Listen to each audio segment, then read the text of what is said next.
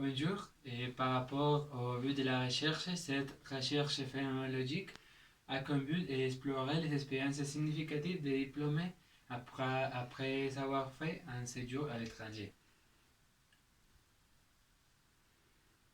Maintenant, le type de recherche que nous avons choisi, c'est la phénoménologie. Et ce type de recherche vise à expliquer les sens, les structures, les sens des expériences vécues par une personne ou un groupe de personnes autour d'un phénomène, dans ce cas un groupe de diplômés pendant un séjour à l'étranger.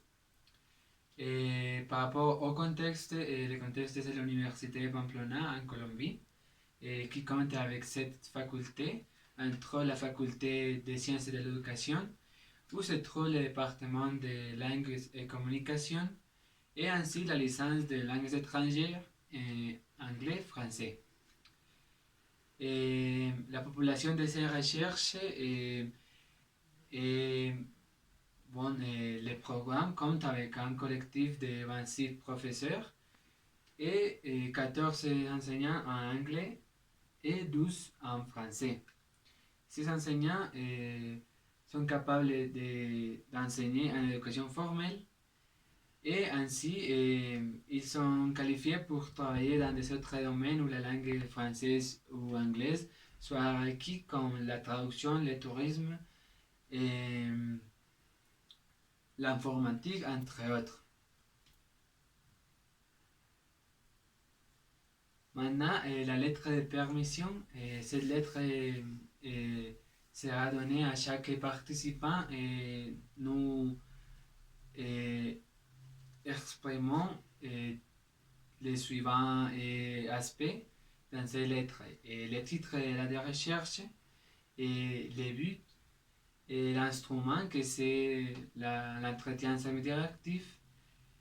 Et aussi, nous montrons notre désir de travailler tout avec la confidentialité et l'anonymat qui caractérise ce type d'activité pour gérer les résultats, pour gérer toutes les données collectées. Et à la fin de ces lettres, nous avons ajouté les résumés et les chronogrammes. Par rapport au chronogramme, pendant la première semaine, nous avons fait la révision du projet et l'inscription sur CVLAC.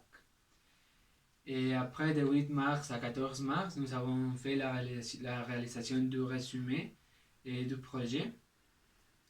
De 15 mars à 14 mars, de 15 mars à 20 mars, et nous avons publié le format FPI 07. Et du 22 mars à 28 mars, et nous avons élaboré la lettre de permission au terrain et nous avons choisi les participants.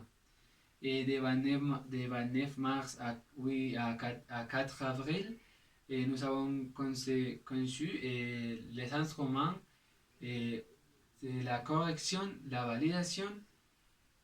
Et après, la semaine du PAC, c'est le pilotage des instruments et la révision des instruments et l'administration des instruments. Et finalement, la systématisation des données et la présentation des données. Et maintenant, les étapes accomplies et à accomplir. Et nous avons fait déjà les premières étapes jusqu'à la conception des instruments, toutes les étapes que j'ai déjà mentionnées pendant le chronogramme, jusqu'à la conception des instruments, et nous avons déjà envoyé notre tutrice les instruments pour la correction et la validation.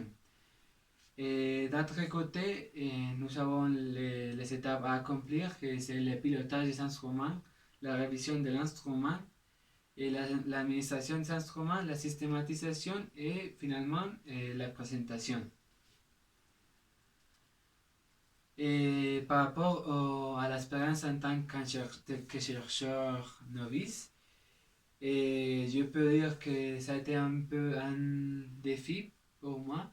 Et tout d'abord parce que nous avons vu un cours d'anglais où nous avons tout appris en anglais, tous les sujets, la